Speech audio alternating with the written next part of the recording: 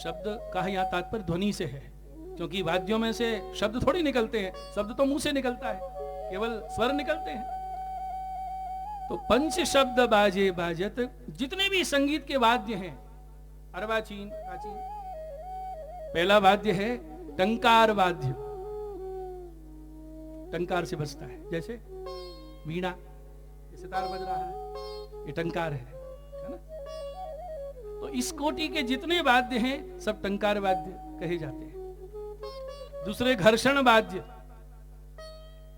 रगड़ के बजते, सरंगी है, पीछे आविष्कार हुआ वायलिन है, रगड़ वाद्य है, घर्षण वाले दो। तीसरे बाजे हैं फूंक वाद्य, जो फूंक से स्वर निकलते हैं, बंसी है, सहनाई है, दक्षिण भारत में नाद स्वरम है, ये सब फूंक वाद्य हैं। ये 3 स्वर वाद्य हैं, सब इनके अंतर्गत आ गए। अब 2 और हैं, वो आघात वाद्य कहलाते हैं। आघात वाद्यों में भी 2 प्रकार के। आघात वाद्य कौन सा है? एक 2 टकरा के बजाए जाते हैं, जैसे झांझ है, मजीरा है, किन्नरी, ऐसे बजती टकरा के। और दूसरी आघात जो हाथ से खाल के मड़े हुए बजाए जाते हैं, जैसे चर्म वाद्य, ढोलक, नगाड़ा, दमामा, भेरी, ढप, मृदंग, पखावज, ढपली, ये सब। तो ये आघात वाद्य जो चर्म से मड़े हुए बजाए जाते हैं ना, इनके 2 भेद हैं। क्या? दोनों तरफ मड़े हुए, एक तरफ मड़े हुए। दोनों तरफ जो मड़े हैं उनको रख के बजाया जाता है दोनों हाथों से। तबला है, पखावज मृदंग है, और एक हाथ से जो बजे, जैसे होली में ढप बजे, एक हाथ से पकड़े, एक से बजे, ढपली बजे एक हाथ से। तो इस प्रकार ये 5 प्रकार के वाद्य में सारे बाजे आ जाते हैं। तो ढोल, दमामा, भेड़ी, नगाड़ा सब बज रहे हैं। कीर्तन कहां से शुरू हुआ था? आज नंद राय के आनंद भयो, आनंद से शुरू किया कीर्तन, और पूर्ण कहां कर रहे हैं? परमानंद बढ़ो गोकुल। आनंद से प्रारंभ हुआ कीर्तन, परमानंद बढ़ रहा है, यहां पूर्ण हो रहा है, क्योंकि भगवान तो आनंद रूप हैं। लेकिन जब आनंद की वृद्धि होने लगती है, तभी लीला के दृष्टा भक्तों का भाव इतना बढ़ा देते हैं, इतना बढ़ा देते हैं कि वो परमानंद अवस्था को प्राप्त हो जाते। क्षण क्षण भाव की वृद्धि, यही रस का स्वरूप है। कल भी कीर्तन आया था, आनंद सिंधु बढ़्यो हरि तन में। अरे जैसे समुद्र में चंद्रमा को देख के ज्वार आता है तो हम क्या कहते हैं? आज जल बढ़ गया। अरे जल तो सदा ही है बढ़ा हुआ, वो जल थोड़ी मिल गया आके, वो इतना बढ़ जाता है कि आज हम कहते हैं कि ज्वार आ गया। ऐसे भगवान पूर्ण आनंद में, पूर्ण रस में स्वरूप हैं, लेकिन जब उनके अंदर रस वृद्धि हो जाती है तो भक्तों के अंदर जो आनंद था, जिसका अनुभव हो रहा था, उनको लगता है कि पहले जो अनुभव हुआ ना, इस क्षण तो और ज्यादा आनंद बढ़ गया है, और ज्यादा बढ़ गया है। ये उत्तरोत्तर जो आनंद की वृद्धि होती है, तो आनंद से परमानंद बढ़ता चला जाता। इसलिए ठाकुर जी के दर्शन नित नवीन है, माई आज और काल और दिन दिन प्रति और देखिए रसिक गिरिराज धर। ठाकुर तो वही है। ये क्षण क्षण सुंदरता क्यों बढ़ रही है? क्योंकि प्रभु दर्शन करने वालों के रस को बढ़ाते हैं। ऐसे ही जब लीला का दर्शन हुआ तो कह रहे हैं आज आनंद हो रहा है, और जब छेली तुक गाई है परमानंद बढ़ो, केवल परमानंद के अंदर ही नहीं, सारे गोकुल में, सब ब्रजवासियों के हृदय में आनंद कलोल हो रहा है।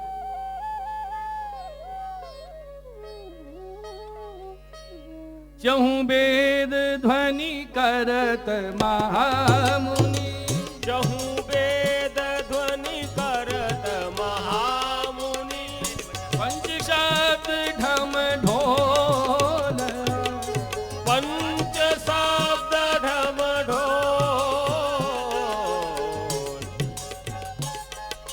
परमानंद बढ़्यो गोकुल में, परमानंद बढ़्यो गोकुल में, आनंद हृदय कलोल, आनंद हृदय कलोल, हेरी है भैया हो आज नंद राय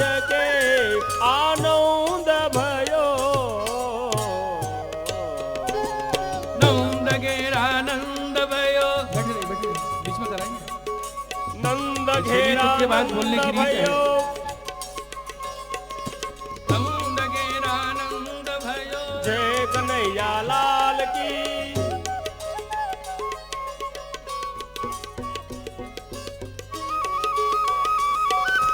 हाथी दीने घोड़ा दीने और दिए पालकी, हाथी दीने घोड़ा दीने और दिए पालकी। नंद गेरानंद भयो जय कन्हैया लाल की, नंद गेरानंद भयो जय कन्हैया लाल की।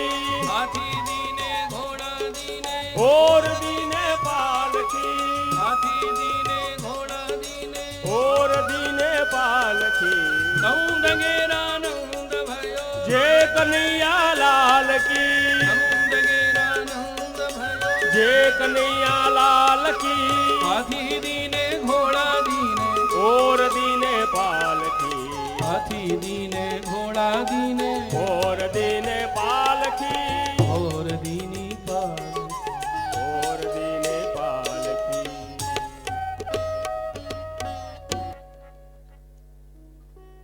ये कीर्तन गाया परमानंद बढ़्यो गोकुल में। अब यहां श्लेष है।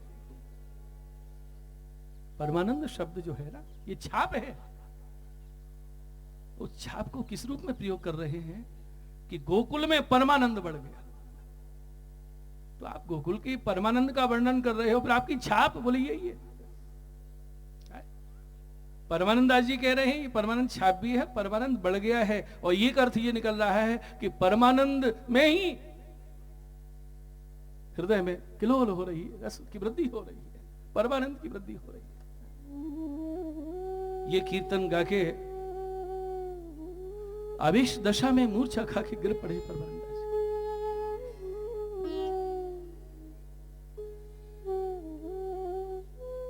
तब श्री विठलनाथ जी अपने हस्त कमल सु मूर्छित भये परमानंद दास जी को उठाए, भीतर पधारे, अंजलि में जल लेके आए और वेद मंत्र उच्चारण करके वो जल उन पर छिड़क दिया। सो जो उछलित प्रेम हतो ना, जो विकल हो रहे हते, वो उछलित रस हृदय में स्थापित भयो। सावधान भये परमानंद दास जी।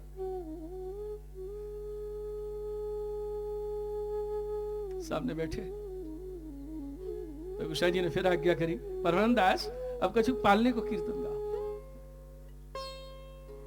तब गाया, हाल रो फुलरावती माता, बलि बलि जाए घोष सुखदाता।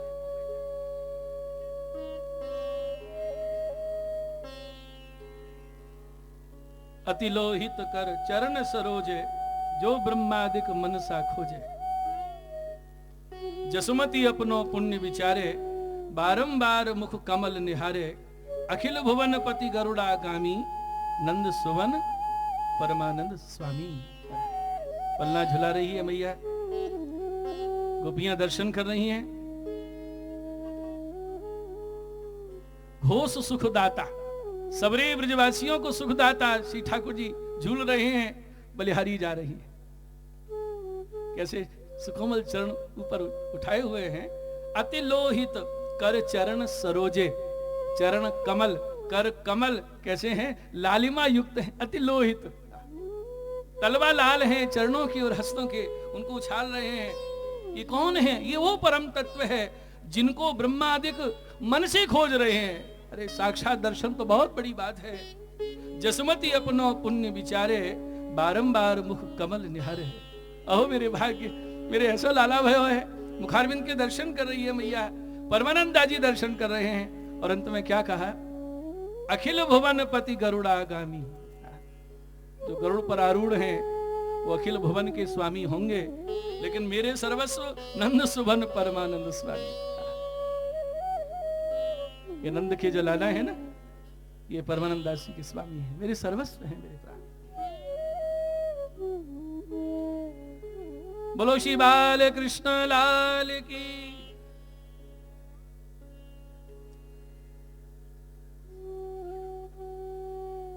देखिए, कभी भगवत कृपा से ऐसी हृदय में आनंद की अनुभूति होती है, हृदय प्रेम से द्रवीभूत होता है, शरीर में रोमांच होता है, आंखों में कभी प्रेम के आंसू आ जाते हैं, तो कभी कभी हमारे अंदर जीव स्वभाव है ना, एक अहं का अंकुर जग जाता है कि अब तो हमें भगवदीता सिद्ध हो गई। देखो प्रभु कितने कृपाल है कि रोज लाल लड़ा रहा है, रोज मेरी सेवा कर रहा है, थोड़ा इसको रस का स्पर्श कराऊं। कभी ये अवस्था बनती है, लेकिन वो अहंकार का अंकुर पैदा होता है और हम कुछ सोचते हैं कि आज कुछ विशेष बात हुई है। विशेष क्यों हुई है? क्योंकि मैं विशेष हूं इसलिए हुई है। और बस सुनो, आज ऐसे दर्शन हुए, आज ऐसा अनुभव हुआ। भगवान ने देखा कि इतना भी नहीं पचा इस पे, अरे इसको यहीं पचोगे और बढ़ाइए। अरे सपने में कभी एक झलक मिल जाए, उसको पचाइए। ये कणिका अनुभूतियां, ये तो उछलित रस की भी दशा नहीं है। उछलित तो ये है जो परमानंद दास जी की दशा हुई थी, मूर्छित हो गए। कभी आवेश में ये दशा बनी, क्योंकि इस आवेश दशा में मूर्छित हो जाना भी विरह का एक दसंग में एक अंग है। 10 अवस्थाएं है ना, उछलित हो रहा है इस अवस्था में, और वो फिर जो है जो ही जल का छींटा दिया, वो रस जो उछलित था स्थिर हो गया, पचा लिया, पच गया कृपा से।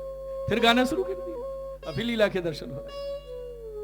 हाल रोहुल रावे माता। तो बताइए, जब इस दशा में, पूर्ण आवेश दशा में मूर्छा अवस्था हो गई, और उस दशा से भी श्री विठलनाथ जी उनको बाहर खींच लाए, तो हमारी जो क्षुद्र कणिका जो अनुभूतियां हैं, इसमें हम ये समझ लें कि अब तो बड़ी भक्ति सिद्ध हो गई। ये अहंकार नहीं रखना चाहिए। जितना प्रभु आनंद दें, उसको अनुभव करके और विरह ताप बढ़ना चाहिए कि और आगे का अनुभव कब होगा, और हृदय में गोप नहीं रखना चाहिए।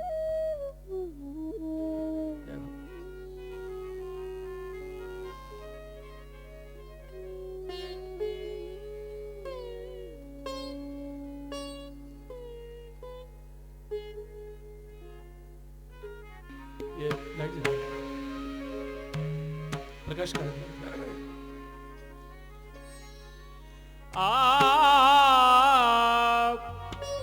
हाल रोहुल रावे माता, बल बल जाऊं होश सुखदाता।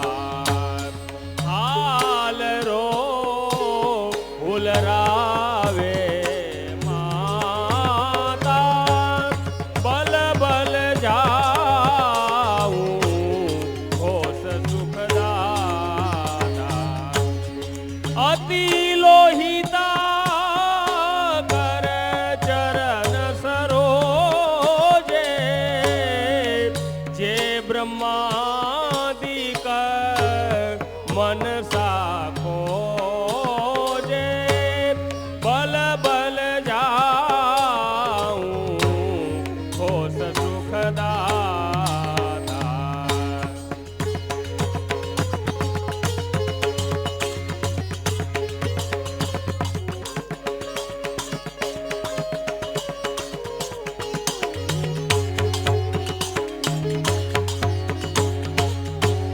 जसोमति अपनो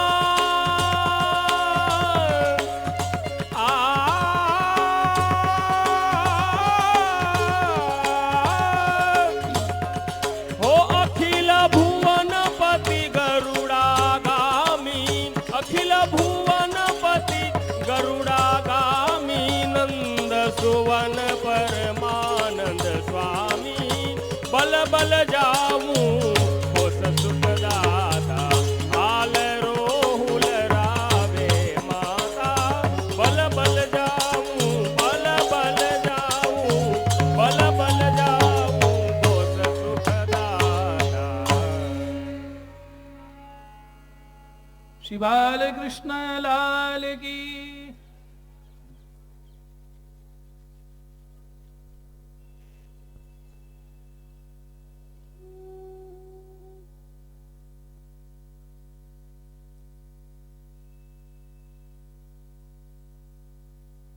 श्री गोसाई जी परम दयाल की।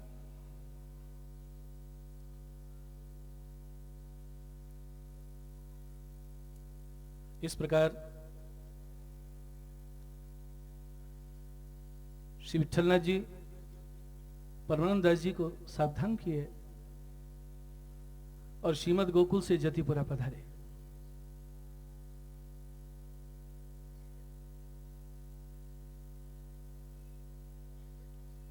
श्रीनाथ जी के दर्शन किए।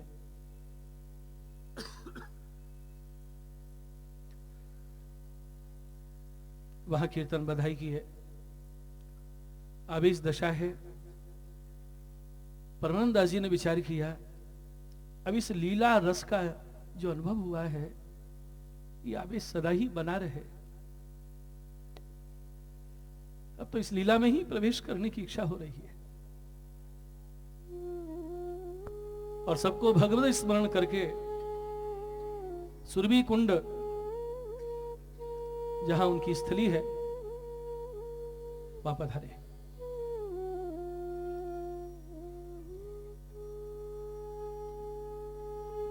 श्री विठलनाथ जी श्रीनाथ जी के राजभोग आरती किए। जब परमानंद दास जी नहीं दिखे तो वैष्णव से पूछी परमानंद दास जी कहां हैं? कृपानाथ आज कछु बिकल दिसत हते, बोलत नहीं, सुरभि कुंड पे जाके पौड़े भये हैं। तब श्री गोसाई जी ठाकुर जी के अनवसर करा के वैष्णवों को साथ लेकर स्वयं चल के पधारे। फिर माथे हाथ फेरा और आज्ञा करी, परमानंद दास हम तुम्हारे मन की जानत हैं। देखो ये अष्ट सखाओं का जीवन चरित्र हमें बड़ी शिक्षा देता है। सबके लिए चल के पधारे गोसाई जी। कुमनदास के लिए गए, सूरदास जी के लिए पधारे, परमानंद दास जी के लिए पधारे। क्यों? हम तो निस्साधन हैं, स्वयं चल के पधारे हैं आखिरी समय।